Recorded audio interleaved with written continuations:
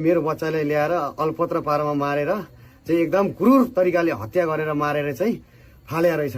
बच्चा त्यही हो, मेरो बच्चा सही टाइममा खोलिदिएको भेट्थ्यो होला कि भन्ने एउटा आश थियो मलाई। म चाहिँ अहिले गरिमाको बाबासँग छु। जुन दिन गरिमा यहाँ हाम्रो छोरी हरायो त्यो दिनदेखि कसले आएर के काम गरे भन्नुहोस् त। चाहिँ गाउँमै छ कि भनेर फेरि पनि पत्लायातिर छापा मार्न गइयो।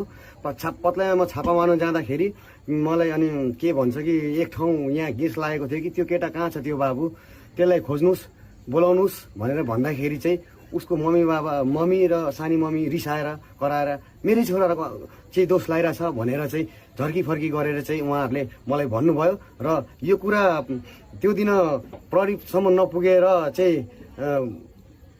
नपुगे म गएन, प्रहरी चौकी गएन।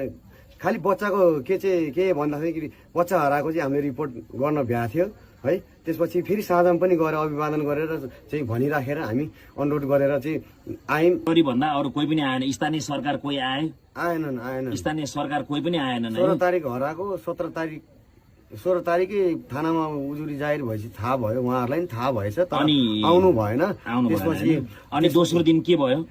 दोस्रो दिन के भयो भन्दाखेरि दोस्रो दिन चाहिँ उहाँहरूले प्रहरी परिचालन गरेर अनि चाहिँ नि जङ्गलतिर छापा मार्ने खोज्ने कार्य गराइदिनु भयो। 1-2 बजेसम्म बस्नुभयो। सबै थोक गरेर 3-4 बजेदेखि फेरि हामी 2-3 जना गएर क्यामेरातिर लाग्यौँ, क्यामेरा चेक गर्ने। अरू प्रहरी बाहेक अरू कोही आएनन्? अरू कोही आएनन्। त्यो स्थानीय सरकार पनि आएनन्।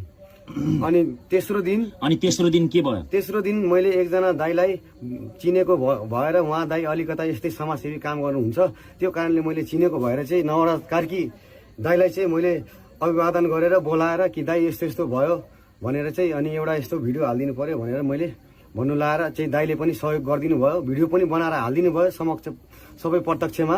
अनि त्यसपछि मलाई दिनभरि गएर सिसी क्यामेरा फुटेज र प्रहरी चौकीमा गएर पनि तपाईँको साथ सपोर्ट दिएर चाहिँ उहाँहरूलाई नि अनुरोध गरेर चाहिँ उहाँले प्रोसेस चाल्नुभयो। हिजो दिनभरि हामी जितपुर सिमरा सबै क्यामेरा हामीले चेक गऱ्यौँ, हामीलाई केही क्लू पत्ता लागेन।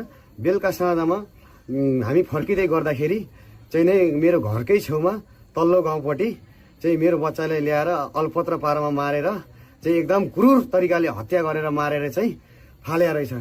र प्रहरी प्रशासनलाई हामीले जुन दिन हराएको थियो 16 तारिक त्यही दिन हामीले जानकारी दिएका थियौँ, तर उहाँहरूले त्यो दिन हुँदैछ गर्दैछौँ भनेर त्यतिकै भनिदिनु भयो। त्यतिकै भयो। गर्दा गर्दै तेस्रो दिनमा लास भेटियो। हामी जितपुरबाट क्यामेरा चेक गरेर फर्किँदाखेरि गाउँलेले यहाँनिर गन्ध थाहा पाएर त्यसपछि चाहिँ गाउँले शङ्का गरेर अनि त्यसपछि बोलाएर उहाँहरूलाई